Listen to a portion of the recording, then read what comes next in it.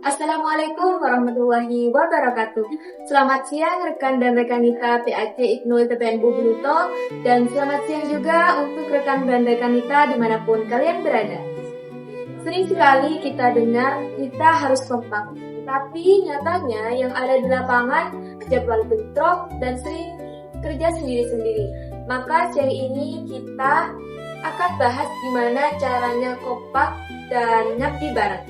Tanpa berlama-lama, langsung saja kita sapa bintang tamu kita. Halo Kanita Laila. Halo. Monggo disapa dulu. Halo rekan dan rekan kita dimanapun kalian berada, semoga kita selalu diberi kesehatan, keselamatan, dan kelancaran di setiap kegiatan kita. Nah, karena kita udah disapa oleh bintang tamu kita lanjut tanya-tanya tentang tema kita hari ini. Menurut rekanita Laila, susahnya bikin IPNU IPPNU Buluto kompak itu apa sih? Oke, jadi menurut saya ya sebenarnya bukan kita itu tidak mau kompak ya, cuman ya yang rekan kita Ica tadi sampaikan bahwasanya kita itu dari latar belakang yang berbeda, pemikirannya juga berbeda. Tentunya kita memiliki kesibukan yang berbeda juga. Dimana di kepengurusan kita kan ada yang masih sekolah, ada yang masih kuliah, ataupun bahkan mereka ada yang kerja. Jadi kita untuk menyesuaikan waktunya itu sedikit kewalahan gitu kan kita. Jadi ketika kita sudah memiliki waktu yang pas, waktu yang sama, meskipun hanya beberapa orang saja, tidak secara keseluruhan, kita bisa lah kayak gitu untuk ngumpul atau ada agenda-agenda lain. Jadi salah satu kegiatan kita memang harus kompak. Untuk kekompakan mereka memang punya, cuman ya kita terhalang kesibukan dan juga waktu gitu. Jadi kita bisa memaklumi bersama. Iya benar Kanita. Jadi intinya kuncinya itu di komunikasi dan saling ngalahin ego ya teman-teman.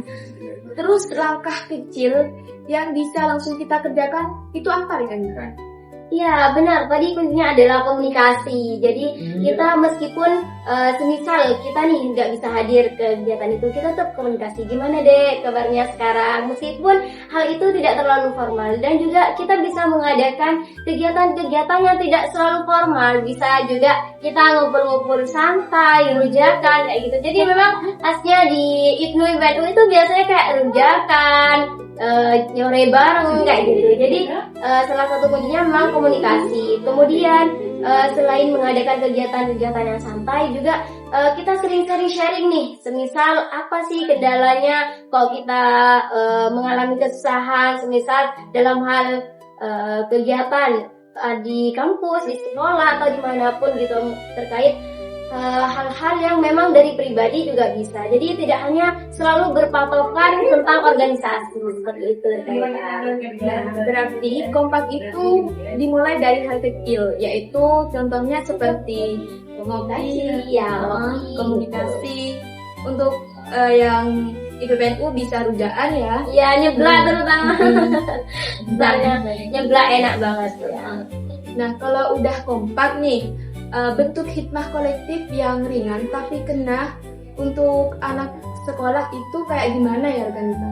Oke, jika kita berbicara tentang hikmah kolektif, yang mana kita berhikmah, jadi tidak perlu hal-hal yang itu besar ataupun program-program besar. Jadi kita bisa melakukan hal-hal kecil, baik dari semisal kita salah satu contohnya berdiskusi, kemudian kita sharing-sharing. Terus kalau kita berbicara semisal di sekolah nih kan banyak dari pengurus kita, rekan dan rekan kita itu yang masih sekolah. Jadi kita bisa semisal ada mengadakan kegiatan membuat konten tentang keaswajaan, tentang keiknuan, tentang keIPPNU-an, itu juga termasuk dalam salah satu contoh kita berhikmah seperti itu. Kemudian jika kita di desa, kita yang namanya IPNU IPPNU itu kan sifatnya keterpelajaran, kayak gitu, kekeluargaan, kemasyarakatan gitu. Jadi kita bisa saling membaur dengan masyarakat. Salah satu contohnya biasanya kita kan mengadakan program yang namanya bakti sosial, kadang ada ya, itu salah satu contoh dari kita berhikmah gitu.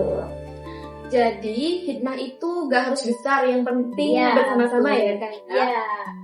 Nah, ini yang lagi rame juga nih. Kan sekarang tuh anak-anak banyak yang melek HP di TikTok, di sosmed lainnya lah. Ya terutama saya pribadi sih. Nah, gimana sih caranya biar kita bisa pakai HP itu buat mah PNU? Batasnya di mana biar gak kebablasan tapi tetap relevan dengan zaman. Oke, jadi mengacu pada tema besar kita, yaitu kita harus adaptif. Jadi mengapa saya katakan seperti itu? Kita juga harus beradaptasi dengan yang namanya HP seperti itu. Jangan sampai kita membiarkan HP itu mempengaruhi kita atau mengontrol diri kita. Jadi kita bisa mengambil manfaatnya di sana. Karena memang ada beberapa tantangan dan juga beberapa kayak manfaat dari kita menggunakan TikTok, kemudian IG ataupun media sosial lainnya gitu. Jadi kita bisa dari sana kita bisa belajar, bisa kita menginspirasi seperti itu. Jadi tidak hanya kita gunakan untuk scroll TikTok hal-hal yang negatif seperti itu. Kita bisa buat seperti yang tadi, kita buat konten atau bahkan seperti sekarang kita ngobrol-ngobrol santai gitu kan. Kita buat video, siapa tahu nanti kalian juga terinspirasi dari kita. Jadi kita bisa gunakan belajar semisal banyak nih di TikTok biasanya kayak kegiatan-kegiatan lain yang itu menarik. Nah itu siapa tahu nanti banyak pelajar muda atau pelajar NU di luar sana yang tertarik untuk ikut IPNU karena kegiatannya seru seperti itu. Jadi tidak harus selamanya kita menggunakan HP itu hanya untuk hal-hal yang negatif. Kita juga bisa menggunakan HP itu sebagai kaderisasi. Kenapa saya katakan seperti itu? Karena banyak kegiatan-kegiatan seperti lakmut, latin, atau makesta bahkan yang sering kita ketahui. Jadi itu dari sana anak-anak itu bisa berpikir, oh seru ya, ternyata tidak hanya kegiatan-kegiatan yang tidak bermanfaat. Kadang kan ada bahkan orang tua yang memikirkan bahwasanya kegiatan IPNU itu monoton gitu. Jadi hanya sekedar ngumpul, kadang ya pikirannya mereka kan pastilah mereka itu hanya kegiatannya IPNU itu selawatan terus istighosah kayak gitu kan. Jadi kita masih bisa relevan dengan keadaan sekarang, perkembangan zaman tentunya ya. Kita bisa menggunakan IG, TikTok atau media-media sosial lainnya untuk mengupgrade diri gitu. Jadi bisa potensi yang kita miliki juga nanti bisa kita gunakan gitu.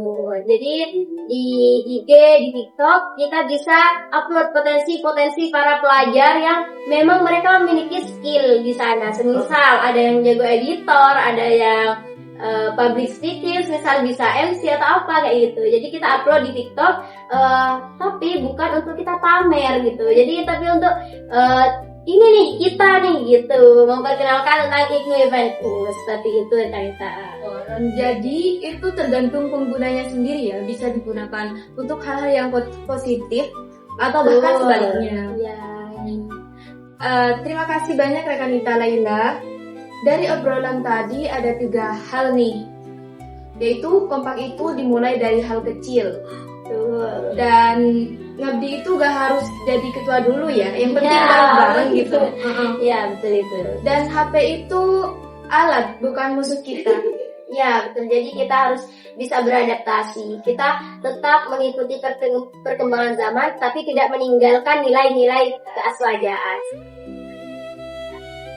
Wah, tak terasa ya rekan dan rekan kita udah lumayan lama nih ngobrol-ngobrol sampai tentang tema kita pada hari ini. Semoga rekan dan rekan kita dimanapun kalian berada bisa terinspirasi dan termotivasi tentang pembahasan kita pada hari ini. Semoga kita bisa bertemu di lain waktu. Dan jangan lupa bergabung bersama kami di PAC IPNU IPNU Bluto. Salam berjuta, belajar, berjuang, dan bertakwa.